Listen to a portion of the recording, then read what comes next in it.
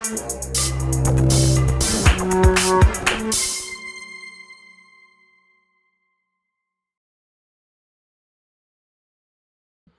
so now we've covered some or recapped some basic stepping techniques. We can move on to something a little bit more interesting, and that's how we use footwork in generating power. This is one of the key ideas within Yiquan. And somewhere Wang Shenjai says footwork is more important than power in Yiquan. And that, like a lot of things Wang Shenjai says, has a lot of different meanings, but one of the most important meanings is the way we use setting postures to enhance power and how we have to integrate that with stepping, and that's one of the most difficult things within Yiquan. But that's getting ahead of ourselves a little bit, so let's go back and say, when we think about the concept of footwork, the first thing that probably comes to mind is positioning ourselves in relation to an opponent, and that is very important. And there's a whole craft to that in itself. So these people who really never spar, probably have never had a fight, probably have never stepped on the mat to have a fight, who say, oh, don't worry about what your opponent's doing, don't look at them. Well, actually, you need to, so that you can use footwork in that way to position yourself. And we'll look at a lot of that stuff when we come to look at sparring. Although, to be fair, that's by no means Yiquan specific. You can learn all of that fight craft stuff from elsewhere, because it's very often not present in Yiquan, or at least not as it's currently taught. It's not present in the knowledge of a lot of the people who are teaching Yiquan, let's put it that way. But it is omnipresent in the wider martial arts community. The second thing that we very often use footwork for, and we've looked at this quite a lot, is to aid power. So the simplest example is when we use compensatory force. For example, in Xing Yiquan, as we've talked about, this idea that Xing Yiquan kind of relies on this moving forward compensatory power, getting more body mass into that mass times velocity equation. And related to that is using footwork to add more volume into a posture. So as we know, this idea of cultivation over time, this idea of emergence, that over time individuals and each one as an overall art gets better, people can produce more power from a smaller movement, and the further you go back down that chain, the more people have to use adding volume into a posture, like big volume, like using a step. There's always volume in the posture, so that's a little bit misleading. Cultivation is about moving that volume to different parts of the body, and if you can't do that, one of the easiest ways is to add a step, so like a step out to add more volume into the posture.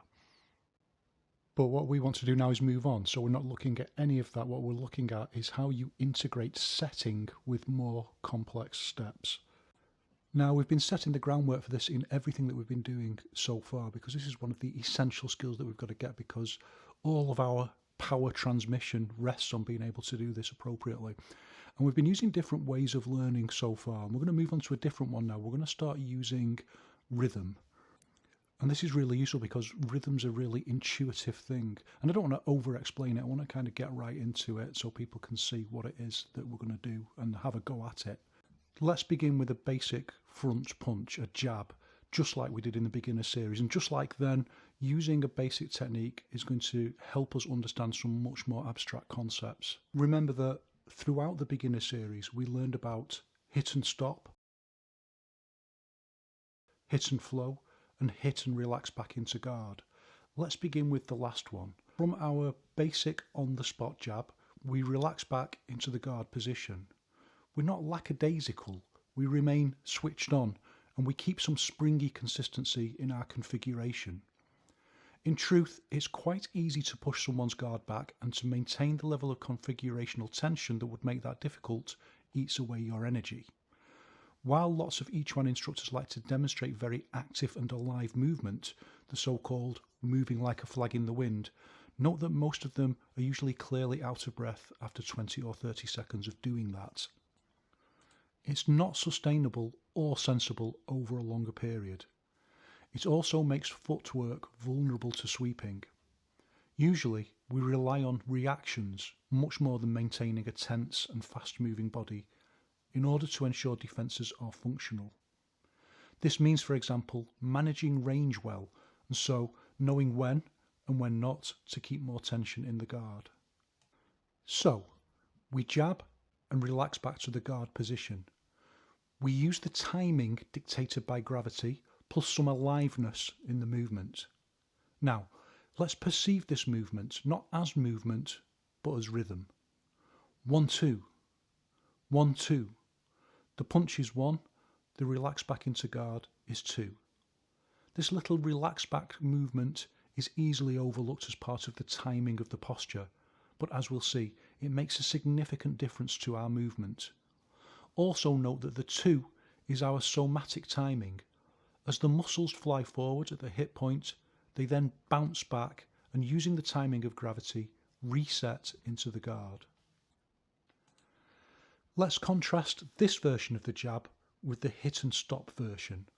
Look, this version has no 1, 2, this is just 1. The muscles still fly off the bone. In fact, we're likely to feel this effect more strongly in this posture. The movement is shorter overall, but our arm is just stuck out in the air, which is no good on its own for practical application. Which is to say, it's obviously not that useful just to stick your arm out and leave it there. And that's those classic kind of demonstrations that you see where people just stick their arm out. Where does that come from? Well, it's not just about people not understanding the realities of martial arts or practical application. It's the principle of hit and stop, which is fundamental, particularly in Chinese martial arts. And specifically so in Yiquan, and we've looked at before how Wang Xiangjia explains this idea of hit and stop and how important it is. And also Yao Zhongzun talks in quite a lot of detail about it. And this is why, particularly in Yiquan, if you just take one thing in isolation, it doesn't necessarily make sense. You have to see how it all knits together as a holistic system and what's the rationale behind that. So just like we looked at in the beginner series, and go back and check that again if you're not clear on this, one of the key developments in Yiquan, one of the key aspects of emergence within Yiquan is understanding how we do combinations with hit and stop. So let's explore that a little bit. The main thing we want to look at is how we distribute power and thinking about using this idea of rhythm, but also thinking about how we take this idea of using combinations with hit and stop onto another level. And to do that, let's first of all look at or change our posture to jab, cross, jab. Although to make it a little bit easier, we're going to build up to that and start with just the jab and the cross. And there are two ways that you can do this. And the first way we want to look at is with a little bit of a relax. So if you look carefully and think about it rhythmically, 1 and 2, 1 and 2. And the and is that little bit of relax in between, just like we did with the jab, 1 and 2. The relax part is where we just use the somatic timing to relax back into the posture. So let's watch again from a different angle and just feel the rhythm, 1 and 2. We're using hit and stop with the cross, 1 and 2. Hence it just finishes on 2. 1 and 2. 1 and 2. So you can feel that rhythm yourself. And more than that, you can hear it. You can hear the rhythm, so you can use rhythm and sound.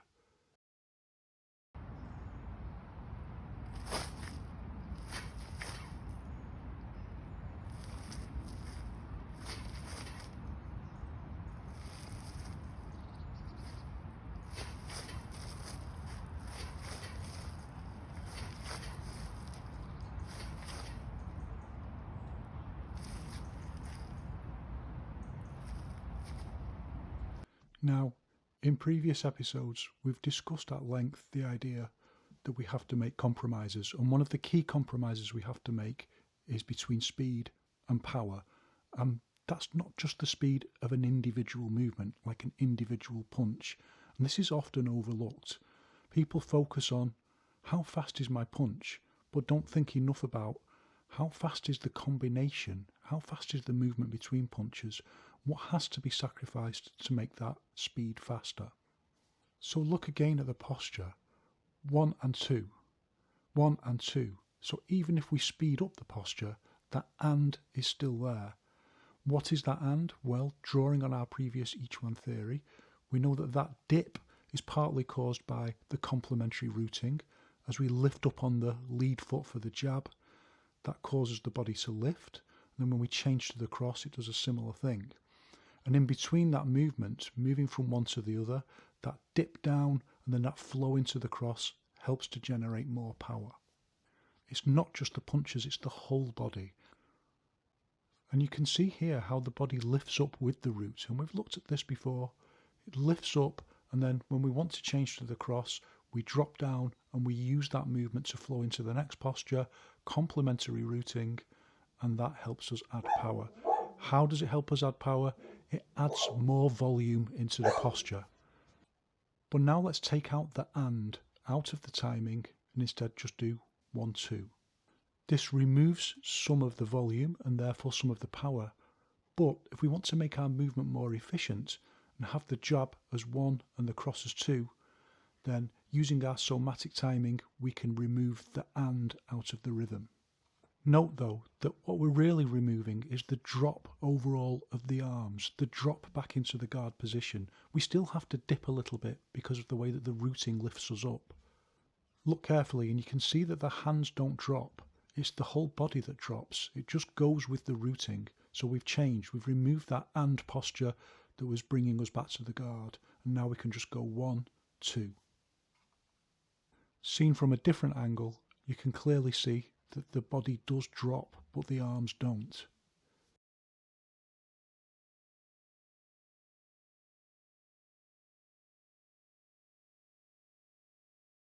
Now, as we do it faster, we change our rhythm. Now it's just going to be 1, 2, 1, 2, 1, 2.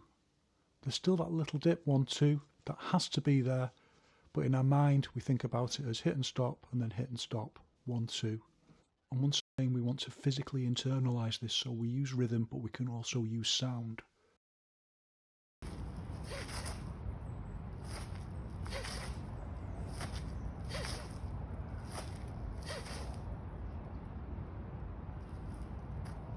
Now listen to it again and notice especially the pivot root. You can hear it scraping on the floor and you can hear the timing of the pivot root into the hit point.